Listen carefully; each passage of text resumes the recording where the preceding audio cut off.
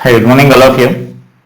So, in the previous class, we discussed about self-inductance and self-inductance calculation in different cases like circular coil and solenoid, and then solenoid, toroid, and toroid of both the circular and rectangular cross section, right? And so now let us see this energy stored in that solenoid, or energy stored in the inductor. So now it is like capacitor and inductor also some similarity is there, like electric, that means now in capacitor we know it is used generally to produce this required electric field, and it stores the energy in the form of this electric field, right? Now similarly this inductor is used to produce a magnetic field, and it will stores the energy in the form of this magnetic field here, right? So that means like capacitor, this inductor is also having the property like it can store some amount of energy there. So now in the form of this again field, there in electrostatics, like in capacitor it will stores in the form of this electric field. Now in magnetism, like in inductor, it stores in the form of this magnetic field there. So let us write this energy stored in inductor. So this is energy stored in inductor. So energy is stored in inductor. So then in that right, that suppose if you are taking a simple circuit in which current is increasing here. So let us take a simple circuit here. So in this let us consider this current is increasing here. So let us consider this current in this circuit is increasing, or you may consider like you may do some changes in that circuit, current in that circuit is increasing. I am taking here by doing some changes, right? And so now when the current in the circuit is increasing here, we know already this some EMF will be developed across this. Now that EMF will oppose the increase in that current there, right? And so that some power will be developed across that. That means now this battery has to spend some energy to supply the current to that element there. That means current to that inductor.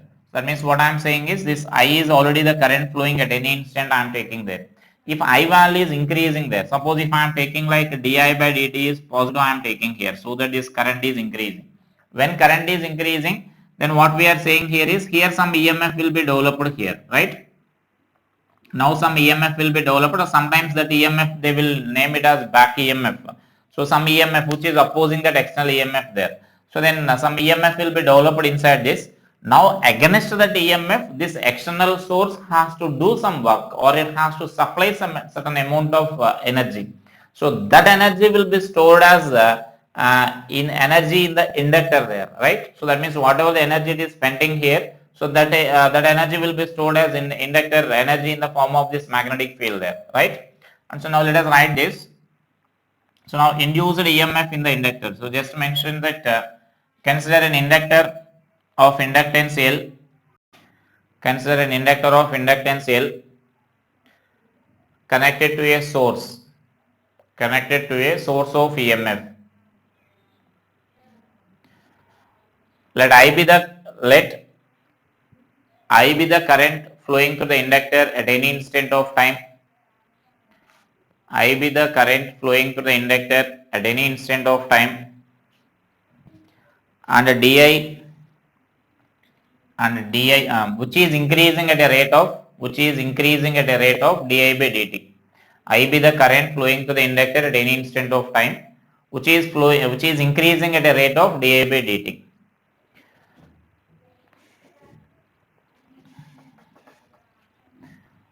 Therefore power supply to the inductor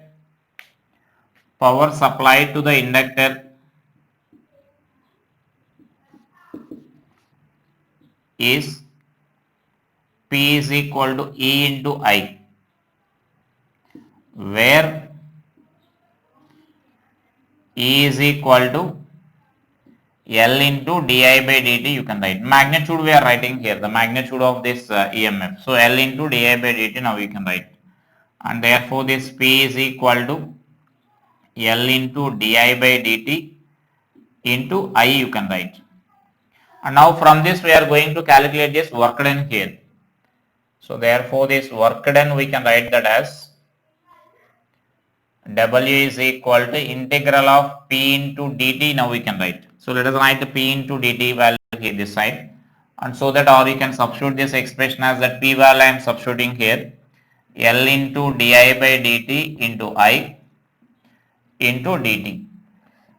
And so therefore this amount of work done L into I into di, you will get this dt term you can cancel there. And so therefore this amount of work done is nothing but we say it will stores as energy there. So I into di, now it is from 0 to I when current is increasing from 0 to I. Therefore this expression now we can write this as W is equal to half Li square. And therefore energy stored in the inductor we can write that as energy stored in inductor. So energy stored in the inductor U is equal to half Li square. Now we can write. So it is energy stored in the inductor, right? And so now you can express this in different ways here. Like our capacitor, you know, we can express like energy stored in the capacitor means half CV square and Q square by 2C and VQ by 2. Like three forms you can express there. Now similarly here we can express that in three forms there. Like we know this phi and inductance relation. So therefore we know phi is equal to Li. This net flux or the total flux. Therefore you can write in terms of this phi here, or you can write just that phi because we in the previous class we already mentioned whenever you are writing that Li, that must be equal to total flux or net flux only, right? And so that with the in terms of that I can write this as U is equal to half Li square. This is one form. Or if you are eliminating that I value, for example, then phi by L you can write. So it is phi square by 2L you can write. Or if you are eliminating that L value, then you can write that as, if you eliminate that L value, then phi into I by 2 you can write. So then right, so that is nothing but our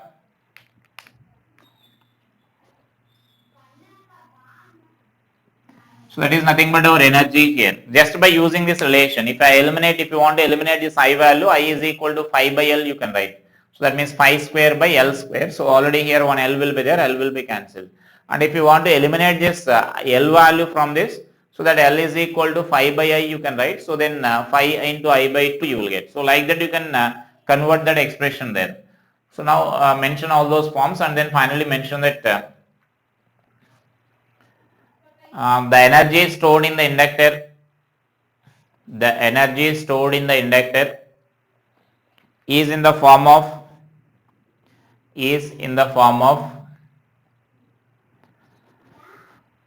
magnetic field around the conductor, around the inductor, magnetic field produced around the inductor. So is it clear? Now it is similar to that of a capacitor. In capacitor, in electrostatic field, now here it is magnetic field. It will store energy in the form of this magnetic field. And now let us write this energy density here. So now in electrostatics, we know already this energy density. So now here we are writing this energy density in magnetism here. So energy density means, you know, energy per unit volume, right? So then just mention the definition there. Energy per unit length, unit volume. Energy per unit volume is known as energy density.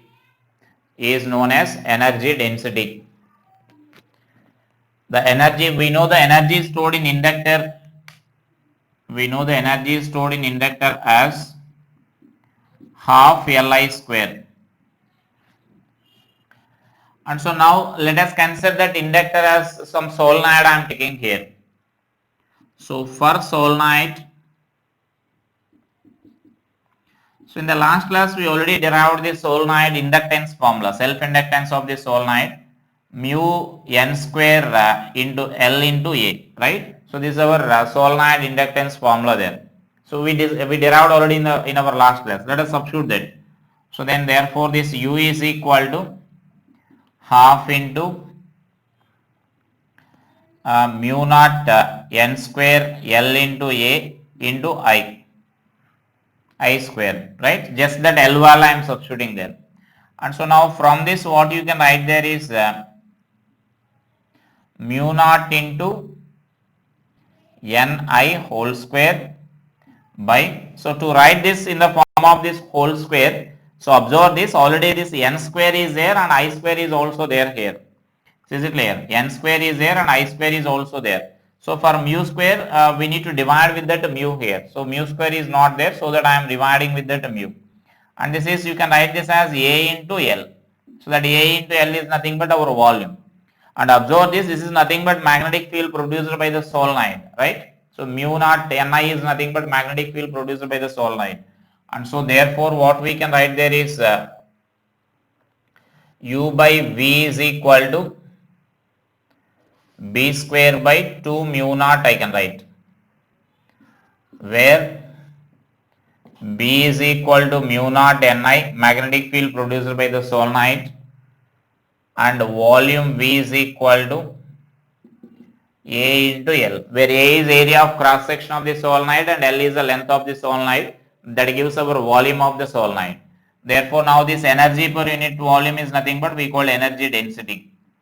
Therefore this energy density, which is represented with that small u, and UB generally we write here to represent it as energy density per unit magnetic field energy density, which is nothing but capital U by V. So which you can write this as B square by 2 mu naught. So that is our energy density here, energy density formula, energy density in magnetic field. So now it's a general formula here, even though it is derived for the solenoid, so it is a general formula for magnetic field. So whenever you are calculating magnetic field energy density, so we can apply that formula where B is a magnetic field produced by such a device, whatever the coil you are taking, that coil magnetic field you need to write. Like if you are taking solenoid, then solenoid magnetic field, if you want to, you can write. If you are taking a circular loop, then circular loop. And even some problems may be there related to this circular like a cylindrical conductors, or it may be like a wire, single wire, then you need to write those magnetic fields there, particular magnetic field. Therefore energy density in magnetic field, so in magnetic field we can write that as UB is equal to B square by 2 mu naught you can write. So that is energy density in magnetic field. So energy density means we already mentioned energy per unit volume. So joule per meter cube will be the unit. And actually such a similar expression we mentioned already in electrostatics. So then let us write the electrostatic energy density in electric field. So then let us write this, just I am mentioning again that formula here, energy density in electric field.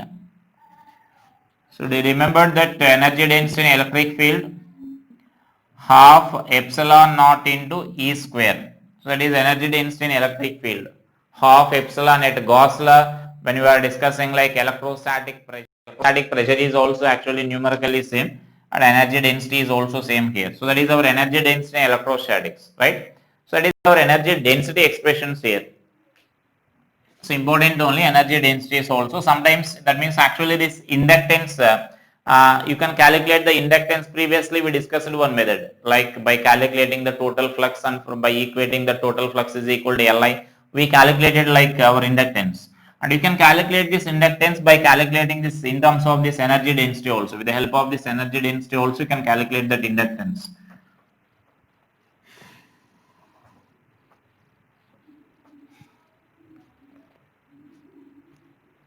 So now write a problem here based on this energy density.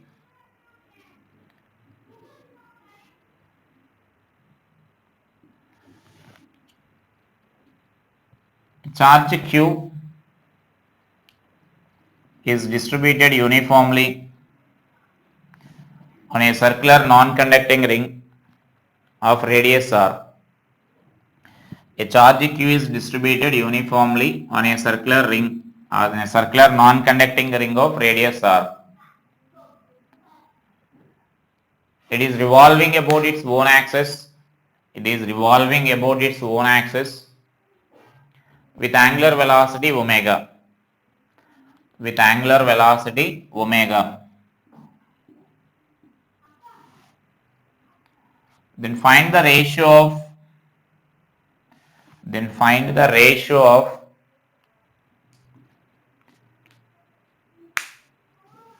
electric field energy density to magnetic field energy density, ratio of electric field energy density to magnetic field energy density at a point on its axis,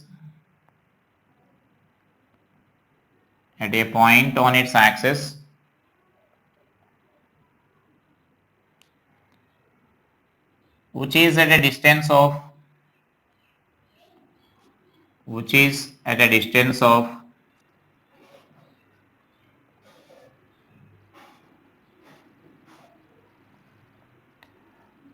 3 r from its center, which is at a distance of root 3 r from its center, right?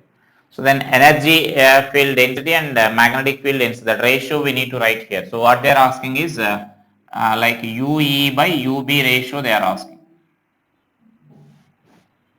And so now let us write the first expressions there. So then so energy density, electric field energy density I am writing here. Energy density in electric field UE, just now we mentioned that formula, half epsilon naught into E square. Now where E is electric field at that point, now we need to write here. So then electric field due to this ring, now we need to write here. So where that electric field is given by E is equal to, so like we need to write this as 1 by 4 pi electric field on the axis of a circular ring we need to write here. We already discussed such a problem in this electrostatics there. In electrostatics we know already that formula. So we need to write this expression as like Q into X by under root of, that means R square plus X square whole power 3 by 2 now we need to write.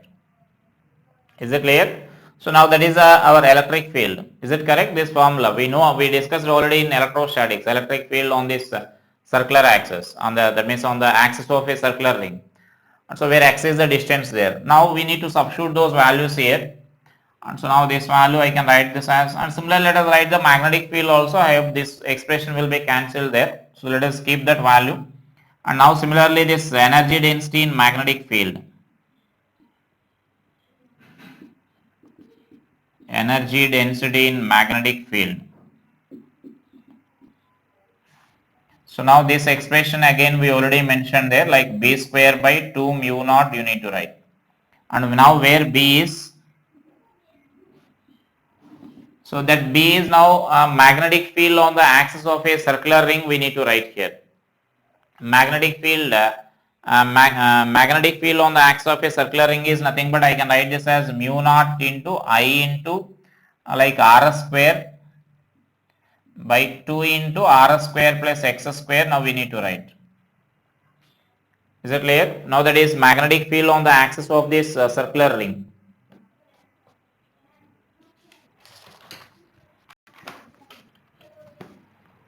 Magnetic field on the axis of this circular ring. So you need to like if your whole power 3 by 2. So then you need to take the ratio of these two. So in that I am not substituting these values, that ratio will be cancelled there. And so now or if you want you may simplify that and you can substitute those values there. So I am writing first the ratio here. So now let us write the ratio and after that you can substitute those values. So now UE by UB. So then UE value is half epsilon naught into E square by this is B square by 2 mu naught. And so therefore this is UE by UB is equal to E by B whole square and into mu naught into epsilon naught you can write. Is it clear? Now just substitute those values again there. So then I am substituting these values here. UE by UB is equal to, so this is 1 by 4 pi epsilon naught into Q into X by under root of r square plus x square whole power 3 by 2 by, now that b value I am writing here, mu naught into I, where this I is given by, you can write that I value as q by q omega by 2 pi you can write, because we mentioned already in different problems there, when charged body is rotating, then q by t we need to write, where the t is nothing but 2 pi by omega you can write. So q omega by 2 pi is our current here when this non-conducting ring is rotating. So that value now we need to substitute there. So then this is q omega into r square by, so now here already 2 is there, then into 2, when you substitute this I value into 2 you will get, so it is 4 pi you will get. So then it is 4 pi into r square plus x square whole power 3 by 2. So now this is whole square is there for this, and into mu naught into epsilon naught. So this is now ue by ub is equal to, and now we can simplify those calculations here. So then I can write this as this term will be cancelled, r square plus x square whole power 3 by 2 term will be cancelled, and q will be cancelled, and then you can cancel this 4 pi term will be cancelled, and so the remaining the numerator term will be only x will be there, right? So x by, and then this term will be mu naught into epsilon naught into omega into r square is there, r square, then this is whole square into mu naught into epsilon naught. So then now we can further simplify that. Mu naught into epsilon naught you can cancel there. Therefore this is ue by ub is equal to, now I can write this expression as root 3r by, this is root 3r whole square by, this is omega square into r power 4 into mu naught into epsilon naught. Now I can write, that means one mu naught into epsilon naught will be cancelled, I am squaring those terms there. Now we do the further simplification here. Therefore this ue by ub is equal to, so what you can write there is 3r square, so that one r square will be cancelled. So then 3 by omega square into, this is r square, and then this 1 by mu naught into c means you can write that as c square here, where that c is speed of light. So that c is equal to 1 by root of mu naught into epsilon naught you need to write. So that whole square term you will get there. So like that you can simplify that equation there. Is it clear? So just you need to apply this electric field on the circular axis and magnetic field on the circular axis formula, and you need to substitute those values there. So this is our ratio here.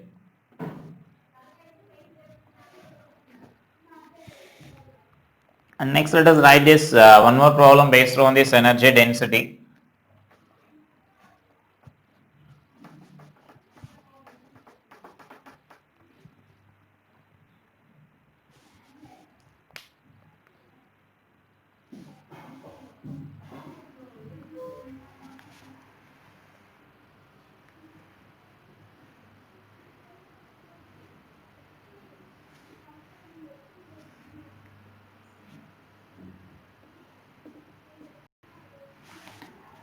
I is a current flowing in a long current carrying conductor.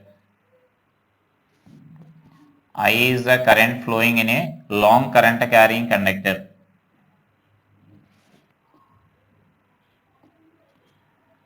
Then find the magnetic energy confined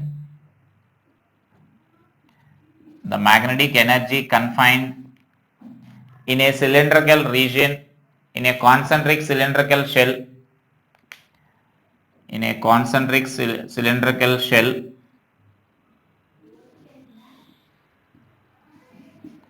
of inner radius r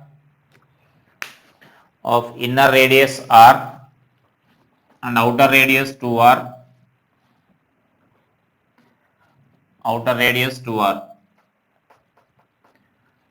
h is the height of the cylinder, h is the height of the cylindrical shell. That means that is an imaginary now. That means now a current carrying conductor is there. So now that current carrying conductor, long current carrying conductor, that will produce some magnetic field now. And so now in that magnetic field some energy will be stored there. And so now in that we are assuming a cylindrical shell, and in that cylindrical shell we are going to calculate that how much energy is confined in that cylindrical shell region we are calculating there. That means in between shell of radius r and 2r. So now for that what we need to do is we need to take a small element there, small cylindrical element now we need to consider here. So that means now we need to consider a small cylindrical element. So I will represent a cross section here. So like suppose this is our cylindrical shell element here. So this is a small element what we need to consider here of radius r and dr. This is a cylindrical element I am taking there. In that volume now we need to write the energy first. So then by integrating that you can calculate this total energy confined in that region. So that means what we need to write here is first I am writing this energy density. So energy density UB is equal to, you can write this as B square by 2 mu naught you can write, right? So that is our energy density. And then next what we can write there is where B is, so magnetic field at a distance of r from this we need to consider here. That means we need to take a small cylindrical element here. So that cylindrical element will be there like this. So it's a cylindrical element here. This cylindrical element will be there like this.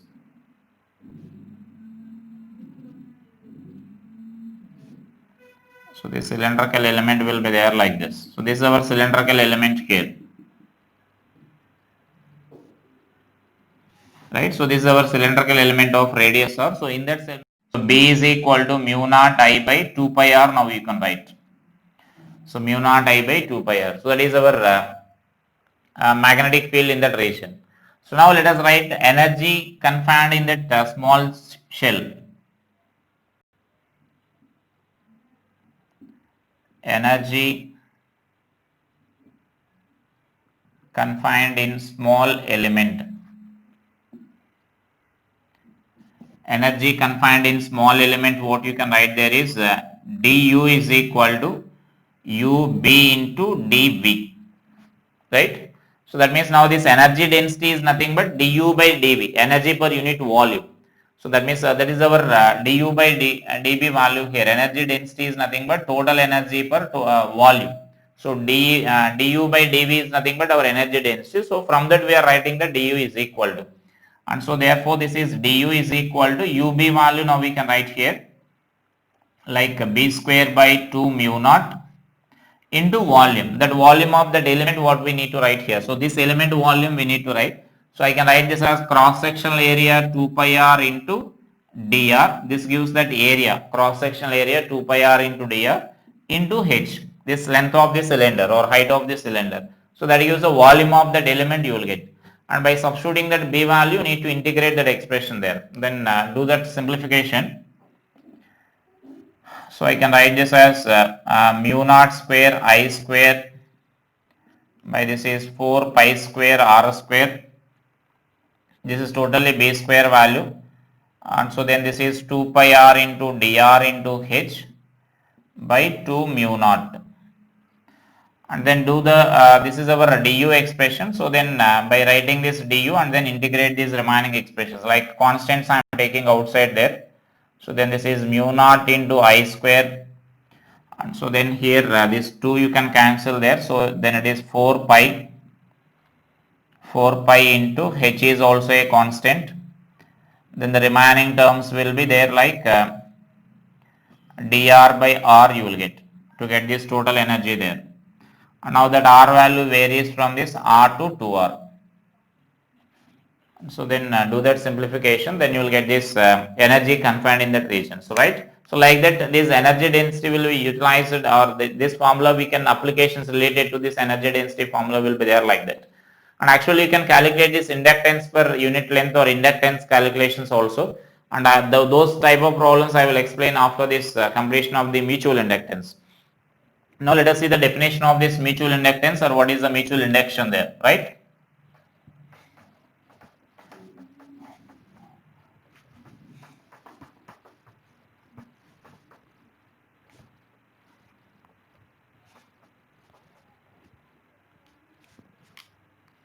So next let us see this mutual induction.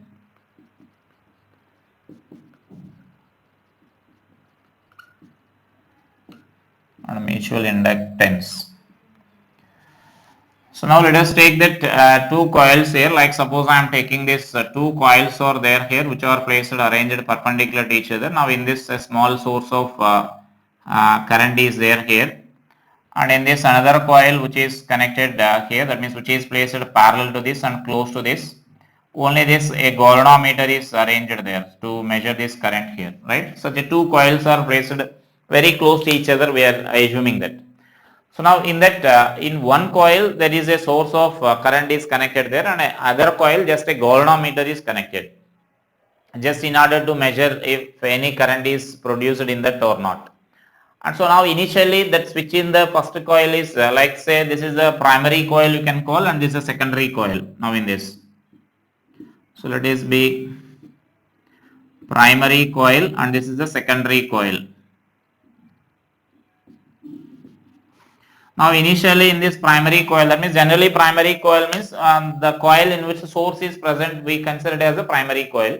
And now the secondary coil means the in which that induced EMF is produced, that we call as a secondary coil. Now in this what we are taking there is initially this current is switch is open. When switch is open here, then here this current in this is 0. The current in this coil is 0. When current is 0, it doesn't produce any flux, right? And so if it is not producing any flux, then you can say that no flux is passing through the secondary coil also. So that means when current is 0, flux is also 0 here. This is the current value we are taking here. So this is the current and this is the flux calculation, flux I am writing here. So this is the initial situation, current is 0 and flux is also 0. Now let us consider this switch is closed here, and so that this current is flowing in this circuit here. So that means now I can say that current is increasing from 0 to some value I, whatever some value, finite value I value. And so now when current is passing through this, it will produce some magnetic field, right? We are assuming that these planes are parallel to each other, we are taking that planes of those two coils. So it is producing some magnetic field, whatever may be the direction, either the current may flow in this coil like this or it may flow in this direction. So it is producing some magnetic flux. Now that magnetic flux is passing through this coil here.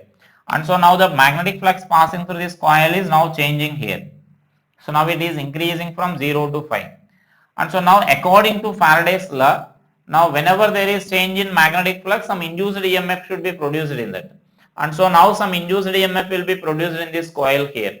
And that can be absorbed by the deflection in this galvanometer. So the galvanometer shows some deflection, so which indicates that some current is produced in this.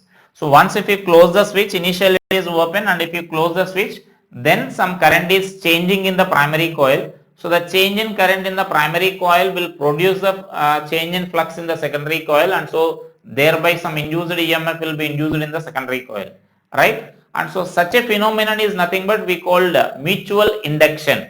So mutual induction means by changing current in one coil, the induced EMF or induced current will be produced in the another coil, nearby coil. So such a phenomenon is nothing but we call mutual induction. And then induced EMF produced is called mutual induced EMF. And now this is the case when you are taking that switch is closed. Now if the switch is closed for a long time, then this current will become a constant value. So if this current is constant, then this flux also becomes a constant. The flux value also becomes constant. If once that flux is constant, then no induced EMF will be there, and so then this galvanometer will show the 0 reading there. And then again after a long time, if you open the switch here, if you open this circuit, then again this current will changes from I to 0, some value to 0. And so automatically flux is also changing here. If it is no current is flowing in that, then no flux will be there passing through this. And so now this flux also changes to 0. Then again induced EMF will be produced here. So that means from that what we can say is, whenever two coils are placed nearby each other, if current in one coil is changing, either it may increase or decrease, current in one coil is changing, then some induced EMF will be produced in other coil. Is it clear? So now such a phenomenon is nothing but mutual induced EMF or mutual induction, and the EMF is nothing but mutual induced EMF. And so now here you need to remember, here in the previous also we discussed such a similar like in self-induction. And now in case of self-induction, the change in current and induced EMF both will take place in the same coil. Now here current is changing in one coil, but induced EMF is produced in the another coil. So that is why we are calling it as a mutual induction here. So just write the definition. The phenomenon in which induced EMF is produced in one coil, induced EMF is produced in one coil, in brackets you may write secondary coil. By changing the current in other coil,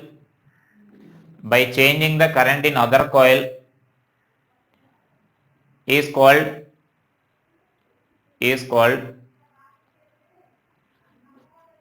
mutual induction, and the induced EMF produced is called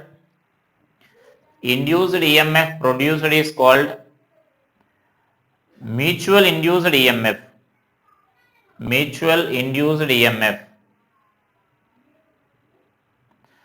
And so now here that means that is that definition there. And so now here you need to remember that this current we are talking about primary coil here, current produced in this or current changing in the primary coil, and this flux we are talking about this secondary coil here. This flux we are talking about this secondary coil. And so now from that what we can write there is the flux passing through the secondary coil will depend on this current in the primary coil. If current is there increasing, for example, then here the flux passing through the secondary coil also increases, right? It will produce a more field or more flux. The first coil will produce the strong magnetic field, and thereby this flux passing through the secondary coil also increases. Is it clear? And so now in that case what we can write there is, suppose this is a coil 1 I am taking here, and this is a coil 2, let us take secondary coil. And so therefore mention that flux passing through the secondary coil depends on the current flowing through the primary coil. Current flowing through the primary coil.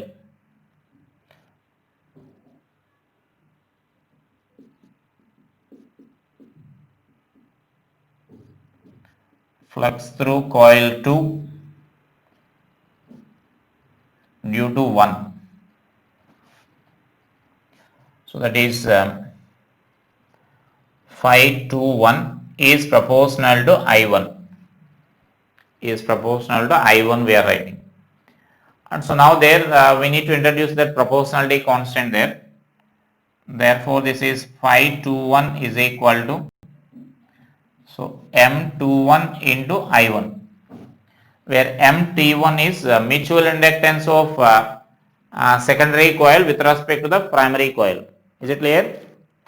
Mutual inductance of secondary coil. So there mention that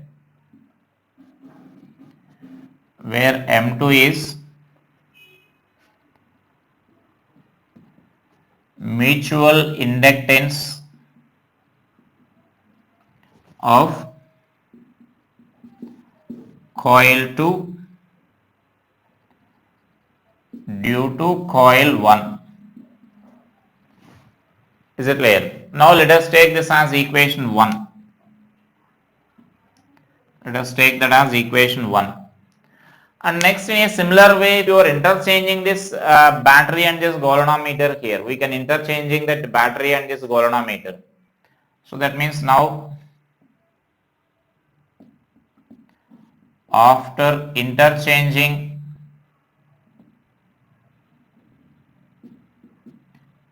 cell and galvanometer,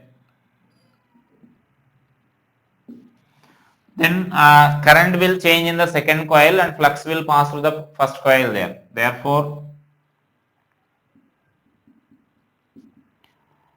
flux through the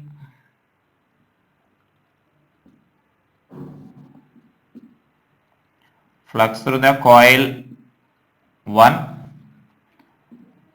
due to coil 2. So now this flux we can write this as flux 1,2 is proportional to I2. Now that will depend on the current flowing in the primary, that means in this coil here, I2. Now again here this equation, now we can write this as phi 1,2 is equal to M12 into I2, right? So this is our second equation now, equation there, right? So this is our second equation here, this is our first equation. And so there now M12 is nothing but where M12 is equal to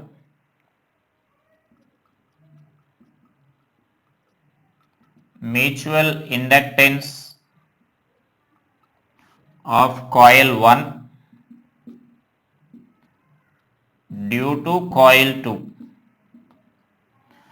And so now here the important thing here is by the experiments it was concluded that by the theorem of that we called reciprocity, by the theorem of reciprocity we called the M12 and M21 are equal, they are numerically same. Like that means whether current is flowing in the primary coil or whether current is flowing in the secondary coil, whether you are placing the source in first coil or whether you are placing the source in the second coil, if current is changing by the same amount, then same EMF will be produced in the other coil there. If their orientations and the distances will remain same. If you are not changing the configuration, just if you are changing the cell, whether current is changing, suppose say current in this coil is increasing by like 1 milliampere per second here. If current is changing like this, if 1 milliampere per second, therefore this 1 millivolt EMF is produced in that. Next you are placing the cell in that such that the same current is changing here. That means that di by dt value is now 1 milliampere per second if you take. Then again the induced EMF produced in this will be same 1 millivolt only you will get. Is it clear? So that is nothing but our mutual inductance here. And so that means the coefficient of mutual inductance is assumed to be same for both of them. That is experimentally proved there. Therefore mention that point here. It was experimentally proved that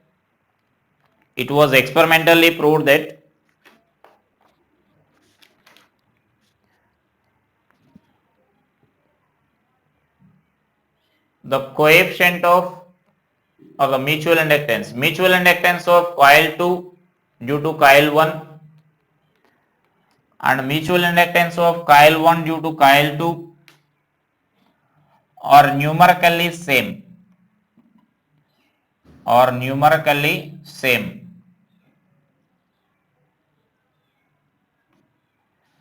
This is called principle of reciprocity.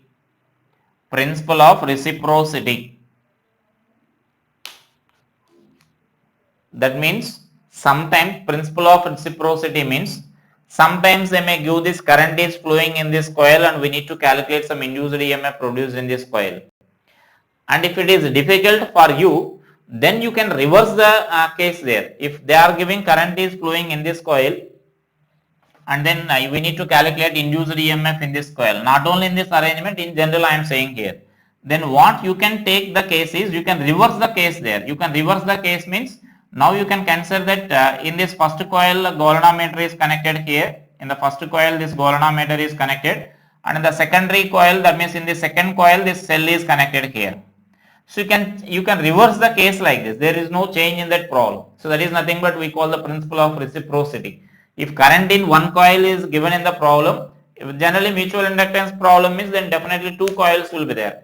If in the problem in the data, if one coil is current in one coil is given, if it is required or if you reverse the problem, if it is simple to solve, then you can reverse the problem. That means you can take the current in other coil, then you can produce the mutual inductance in the other coil there. So I will explain those problems based on that. Advanced problems are also there based on that. So I will explain those problems once theory is completed regarding this. And so then this is our concept here. Is it clear? Principle of reciprocity means. So if one current in one coil is given, you can reverse, you can take the current, same amount of current in the other coil which is changing at the same rate. And so now finally here what we are concluding is M12 is equal to M21 and so that is simply you can write that as M. So no need of now mentioning that M, whether we are writing mutual inductance with respect to 2 or with respect to 1, that suffix are not required here. That notation is not required. Simply you can take that as M, where M is a mutual inductance between them. So this therefore mention that therefore M12 is equal to M21 is equal to M. And therefore now what we can write there is simply we can express that relation as now. Therefore equation 1 or equation 2 can be expressed as, that means these are equations. So that simply now we can write this as phi is equal to Mi we can write, where phi is this net flux here, this total flux. Previously in self-inductance in previous classes we mentioned like a total flux. Our total flux or net flux is equal to Mi you can write here. So now you can observe that those equations are now similar here. That means their Li here Mi, that flux is equal to. You may write that as a total flux. There previously we mentioned that as a net flux, total flux there. So here also you can write that as a total flux. Whether the source may be there in first coil or whether the source may be there in the second coil, it is not important for us. So that is the thing what we are saying there. If source is given in first coil and if it is required, you can assume that source is you can take in the second coil, or if it is given in the second coil, you can reverse the problem there. You can take it in the first coil, right? So then that is simply now we can write that as phi is equal to Mi you can write. And so now from this you can write this again, you can apply the Faraday's law here. So therefore by Faraday's law, so what we can write there is induced EMF is equal to E is equal to L into minus L into di by dt. Sorry, d phi by dt. This is our self-inductance formula. This is minus d phi by dt. Now phi means in case of mutual induced EMF, you need to write this as Mi. And so therefore this minus d by dt of Mi now we can write.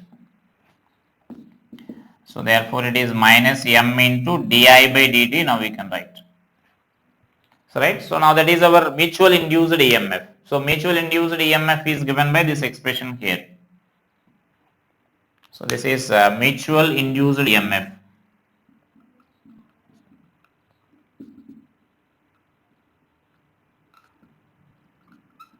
So self-induced EMF is just like we need to write E is equal to minus L into di by dt. Mutual induced EMF is given by M into di by dt. Now from this you can write that, you can also say that units are also same here. So from this if I write this M is equal to, you can write this as mod E by this mod di by dt now we can take. Again this M is a property there, which is a property of those two conductors. So now it is same as that means it is always a positive value now we can take, we can say. And so now here also the unit will be volt second per ampere. Volt second per ampere, so which is we can take this as Henry.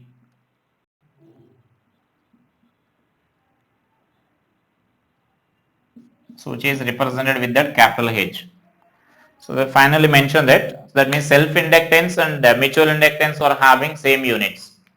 Self-inductance and mutual inductance are having same units, but they are numerically same, they are not equal. Only unit is same here. By seeing this formula, don't say that they are not equal, because if you are writing self-inductance, you need to write I in the same coil only. If you are writing the mutual inductance, then this is I in the another coil there. So they are numerically they are not equal. It may be equal in some cases, but it's not a general formula here. They are different only, different quantities only. Unit will be same.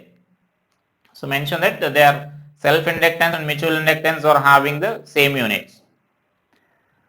And then here mention that mutual inductance will depend on, let us do one thing after writing these some expressions, then I will say about this. That means actually it will depend on this number of turns in the primary coil and number of turns in the secondary coil. So it depends on the total number of turns, and it also depends on size and shape of these coils, and it also depends on how the coils are placed. That means we can say that orientation of the coils. For the same two coils in one position you may get this some finite mutual inductance value, and in some other position you may get the zero mutual inductance there. So that depends on how the coils are placed also. So that means again it does not depend on the di by dt value or E values or induced EMF produced there. Actually those values will depend on this M value.